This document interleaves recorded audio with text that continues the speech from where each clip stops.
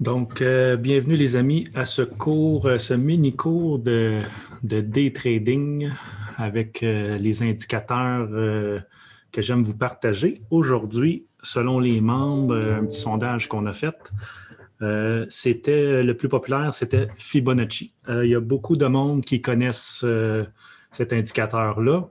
Il y en a beaucoup aussi qui ne le connaissent pas. C'est quand même un peu exotique comme indicateur. Et puis, beaucoup de monde qui l'utilise de la mauvaise façon. Le but du cours, c'est de vous montrer comment bien l'utiliser. Donc, commençons. Libre à vous d'utiliser la plateforme de graphique que vous voulez, mais pour le cours, j'utilise TradingView. Pour aller chercher l'indicateur Fibonacci, c'est dans la colonne de gauche ici. Le deuxième choix, c'est ici. Vous voyez, Fibonacci retracement, il y a même une petite étoile, c'est dans mes favoris. Je vous conseille de le mettre dans les favoris si vous l'utilisez souvent. Il va tout le temps être là par défaut. Il y a plusieurs types de Fibonacci. Tu as Fibonacci retracement, tu as des Fibonacci Circle, tu as des Fib Time Zone. Il y a différentes sortes de Fibonacci, mais le plus populaire, le plus utilisé, c'est les retracements Fibonacci. Qu'est-ce que ça veut dire? Qu'est-ce que ça mange en hiver, Fibonacci? Des retracements Fibonacci, ça nous permet de trouver des supports et des résistances virtuelles avec cet indicateur-là. Des fois, si on est en position short, on a fait une vente à découvert et que le titre tombe, des fois, on veut savoir où est-ce qu'il pourrait avoir une zone de consolidation, où est-ce que le titre pourrait arrêter de tomber, puis ça nous donnerait peut-être un point de sortie, un point un cible. La même chose à l'opposé, avec les retracements, avec les extensions Fibonacci, ça nous permet d'avoir des cours cibles virtuels. Souvent, les titres, des fois, ils font des nouveaux hauts ou vu qu'on transige en 1 minute, on ne veut pas nécessairement aller chercher des sommets qui datent de plusieurs jours, de plusieurs mois. C'est surtout du trading court terme. Donc, on va prendre les extensions Fibonacci comme zone de résistance. Encore là, ce cours-là est un petit peu plus poussé. Si vous êtes vraiment néophyte dans le trading, c'est possible que je vous perde un peu. Mais ceux qui connaissent un peu plus le Fibonacci, je crois que je vais vous montrer des choses quand même intéressantes. Et puis, ceux qui le connaissent plus ou moins, mais qui ont une base, je vais vous montrer comment bien l'utiliser. Bon. Premièrement, pour trouver des supports Fibonacci, il faut tracer toujours de gauche à droite. Donc, je vais vous tracer une ligne, là, ici, de gauche à droite. Pour identifier, parce que le Fibonacci, il faut identifier 2 points. Il faut identifier un bas et un haut. Donc, là, on va cacher le futur. On va regarder ici à droite. Le futur, on ne le voit pas. Donc, vous voyez que le titre, excusez, je vais utiliser les petites flèches. Vous voyez que le titre ici descend. Vous voyez après ça ici que le titre remonte. Là, on cache le futur. Là, vous voyez, il commence à redescendre ici. Il commence à redescendre. Donc, mettons que vous cherchez un point d'entrée, un point d'achat.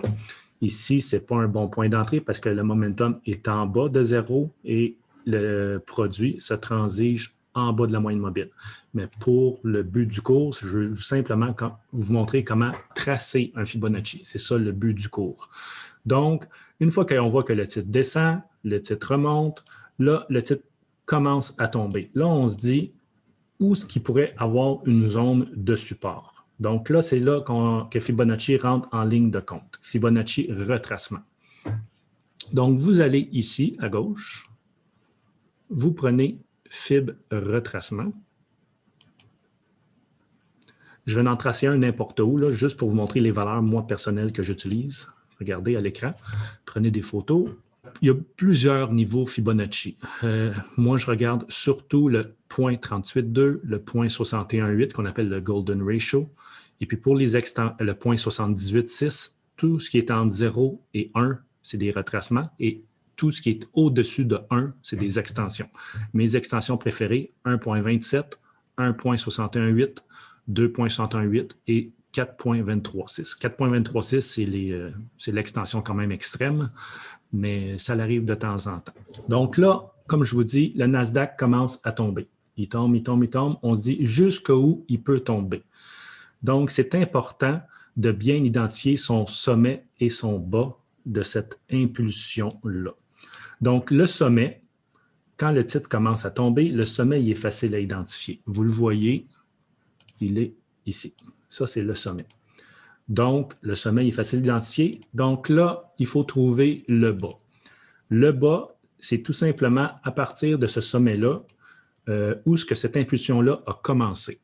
Donc, regardez, je vais tasser ma flèche ici. Donc, vous voyez là, cette hausse-là, le sommet, le bas est ici.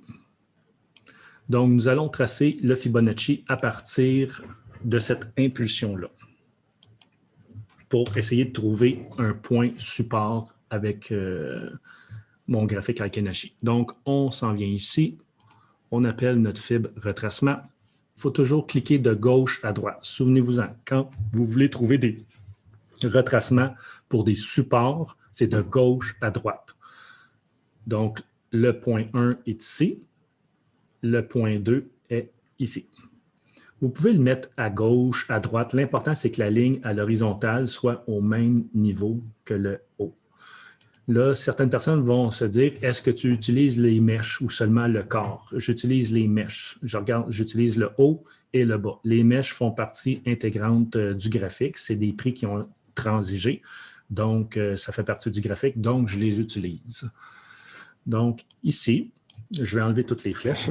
C'est comme ça qu'on trace un Fibonacci retracement pour trouver des supports. On part de gauche à droite.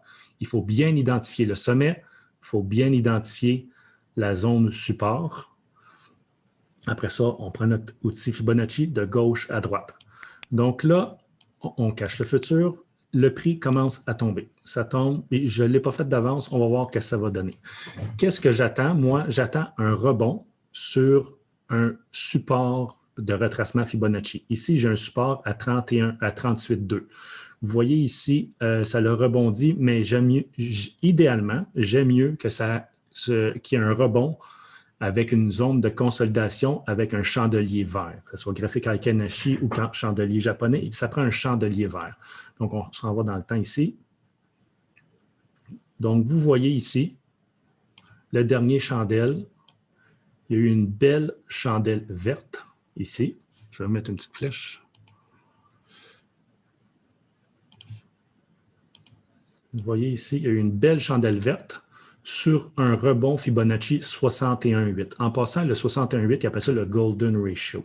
C'est le meilleur Fibonacci qui fonctionne le plus. La même chose pour l'extension. 61,8, c'est la meilleure extension. Donc ici, si on était en tendance haussière, au-dessus de la moyenne mobile, momentum au-dessus, ça pourrait être un point d'entrée.